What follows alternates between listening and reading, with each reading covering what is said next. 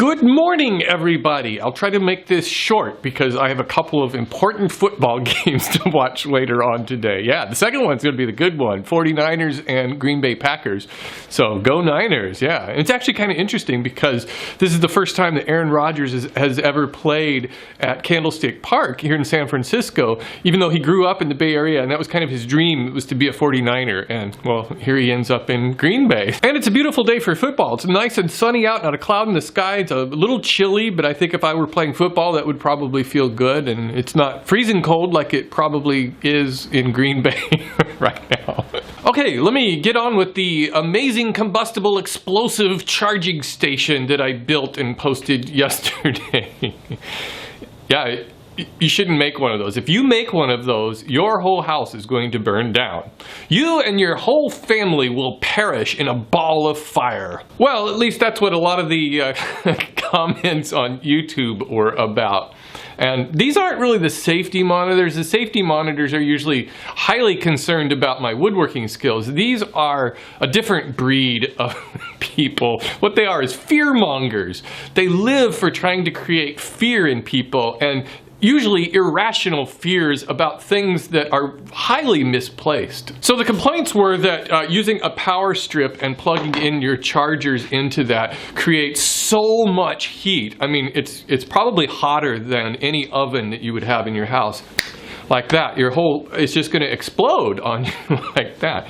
Well, I got to tell you, I had the thing turned on all day yesterday, and I woke up this morning and I tested it. I put my hand back in there, and it felt colder in there than it did in the rest of the house. Some people were suggesting that there should be vent holes in it, which is really stupid, because if you had looked at the video, you would have seen that there were 4 holes in the front to put cords through. There are 8 slots in the thing, and there's a big hole in the side to stick the charging cord through. But if you want to make it look like Swiss cheese, you go right ahead and punch a whole bunch of holes in there. This might be one of those things that somebody learned in school in theory, that it could generate heat and maybe a little bit of heat more. I don't know. All I can say is it's not generating any heat. And I don't plug everything in and charge everything all at the same time anyway. In fact, here's a design option for that thing. It probably doesn't even need to be that big. You probably only need an area to store maybe 2 devices, but have a whole bunch of cords running through it, because at any given time you're probably not going to be charging all 6 devices at the same time. Probably the Kindle is the one we charge the most. Cell phones can go for a few days without really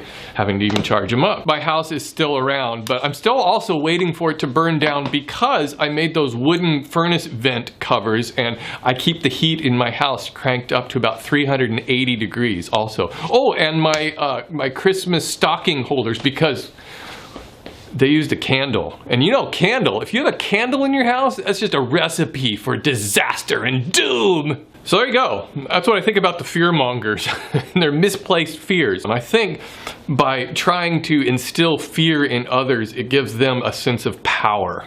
Now, the other complaint I got wasn't from the fear-mongers. It was from people who said that using these and leaving it turned on is going to cost you a fortune. I don't know, maybe, a few pennies a day or something to leave these things on. And, people say, well, you leave the charging things in there and it's going to use electricity. Well, how much you guys paying for your phone service a month? If you really want to cut back on it a little bit, why don't you get a cheaper rate on your phone, or, get rid of the iPad or something like that. But I just don't think it's that big of a deal.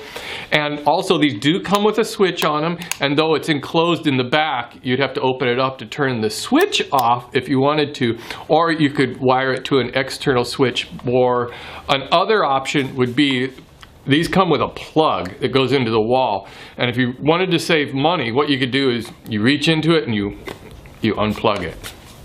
I want to thank everybody who's commented on the look of the show with the new camera and the sharpness and the quality of the images and everything. And thanks, because I'm putting a lot of effort into just kind of this year vamping up the show a little bit. I think that I got the feeling I was just kind of stagnating, and while a lot of people take comfort in things that are always the same, I kind of am the opposite. I don't like things to stay the same. I like to always mix things up and try to keep changing things. And I kind of got the feeling that my video shooting was just becoming complacent and boring, and that it would even translate to my woodworking was still, I was just kind of getting in a rut. And so at the beginning of this year, I thought, you know, I'm just going to ramp everything up. I'm going to try some new stuff. And it's still evolving.